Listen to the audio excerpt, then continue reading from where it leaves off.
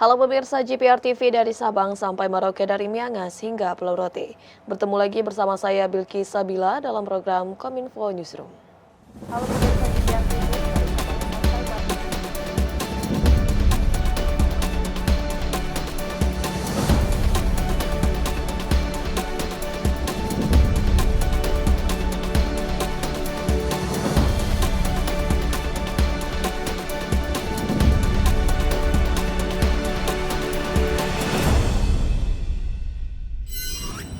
Inilah Kominfo Newsroom selengkapnya. Pemirsa, Timnas Indonesia sukses meraih tiket untuk berlanjut ke semifinal Piala AFF setelah mengalahkan Filipina.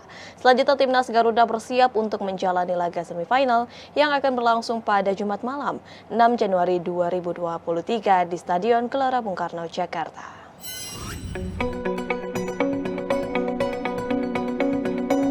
Dalam laga terakhir grup A Piala AFF, tim nasional Indonesia hanya menang 2-1 atas tuan rumah Filipina di Stadion Rizal Memorial, Manila. Dengan hasil ini, maka skuad Garuda menempati posisi runner-up grup A dan akan menghadapi juara grup B.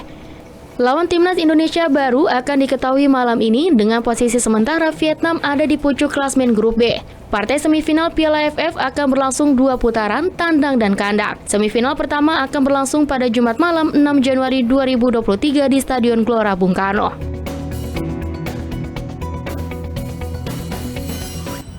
Menteri Badan Usaha Milik Negara Erick Thohir resmi mengumumkan penurunan harga bahan bakar minyak non-subsidi. Berikut selengkapnya. Menteri BUMN Erick Thohir dalam preskonnya terkait penyesuaian harga BBM Pertamax menyebutkan mulai pukul 14 waktu Indonesia Barat hari ini, pemerintah secara resmi menurunkan harga BBM non-subsidi jenis Pertamax, Pertamax Turbo, dan Dexlite.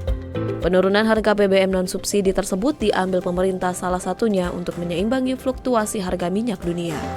Selain itu, PT Pertamina juga menjadikan MOPS atau Mean of Plate Singapore sebagai acuan dalam penetapan harga BBM.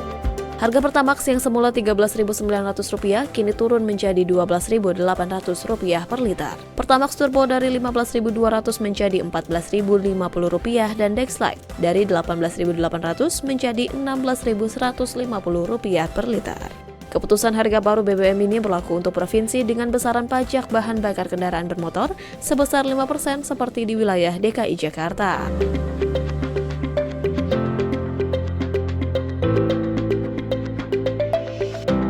Menteri Erick juga menyebutkan bahwa harga BBM non-subsidi ini bersifat fluktuatif sehingga diperlukan evaluasi secara berkala mengikuti tren dan mekanisme pasar. Pertamina melakukan penyesuaian harga mengikuti tren harga minyak dunia dan harga rata-rata publikasi minyak.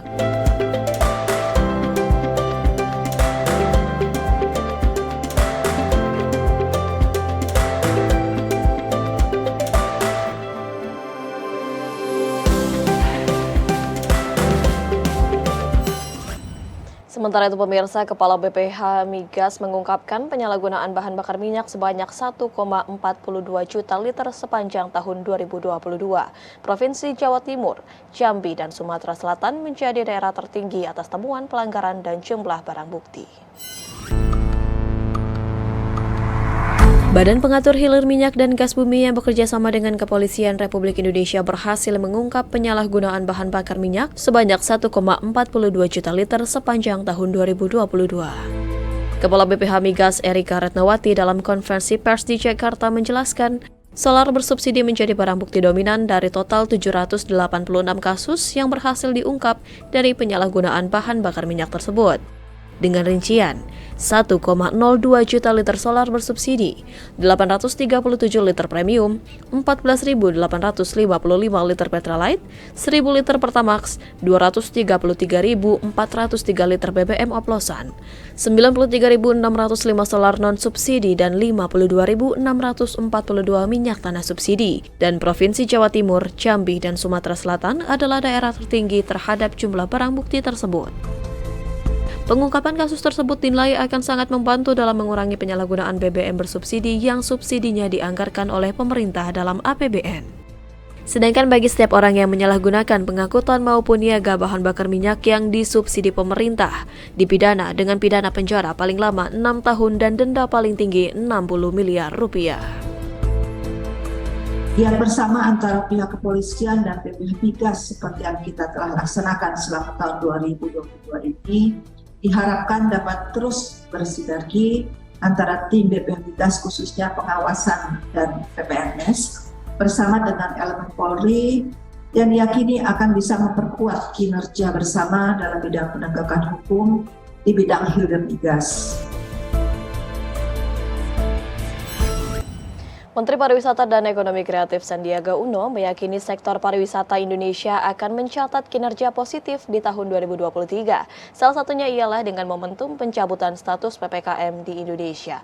Sandiaga mengimbau pelaku pariwisata secara sukarela untuk tetap mengikuti program protokol kesehatan dengan berbasis cleanliness, health, safety, and environment.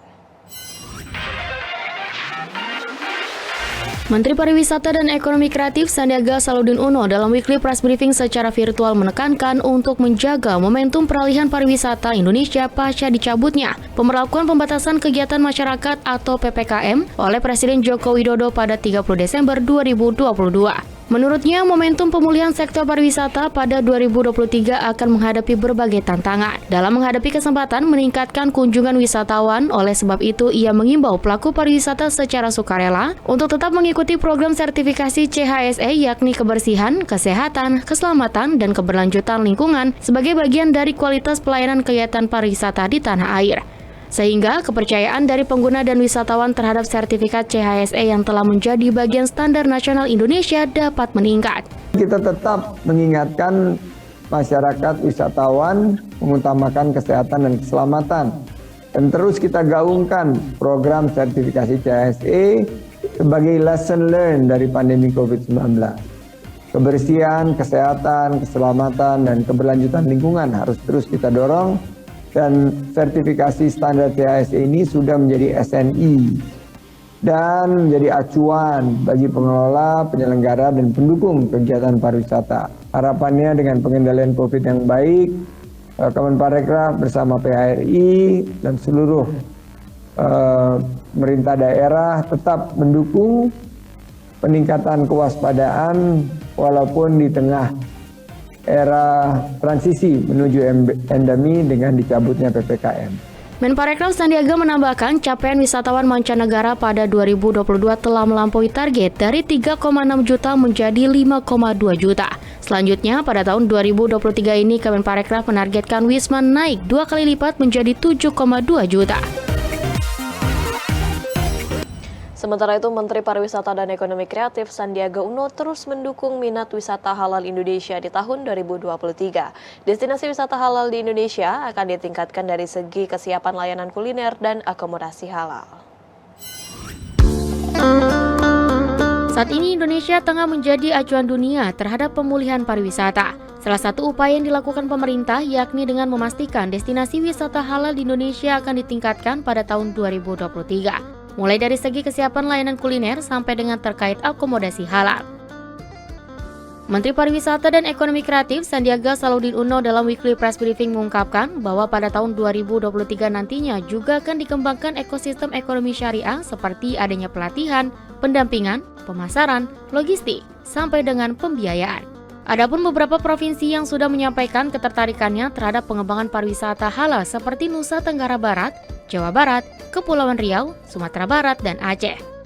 Hal tersebut ditujukan untuk menangkap peluang wisatawan Nusantara, regional seperti tingkatan di Asia Tenggara, serta wisatawan Timur Tengah.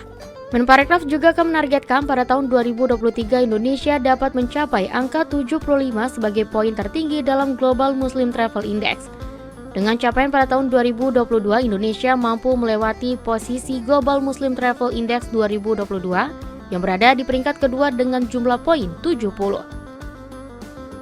Dan kita terus tingkatkan kesiapan bukan hanya layanan kuliner halal dan akomodasi halal, tapi juga kita dorong ekosistem ekonomi syariah, di mana mulai dari pelatihan, pendampingan, sampai juga pemasaran, logistik, dan pembiayaannya ini juga akan tersentuh.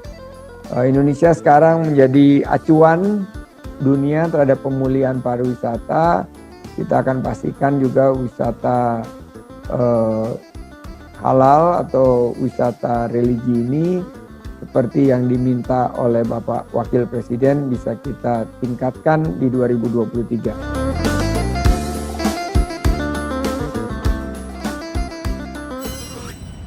Pemirsa, tetaplah bersama kami dalam Kominfo Newsroom karena kami akan menghadirkan informasi lainnya.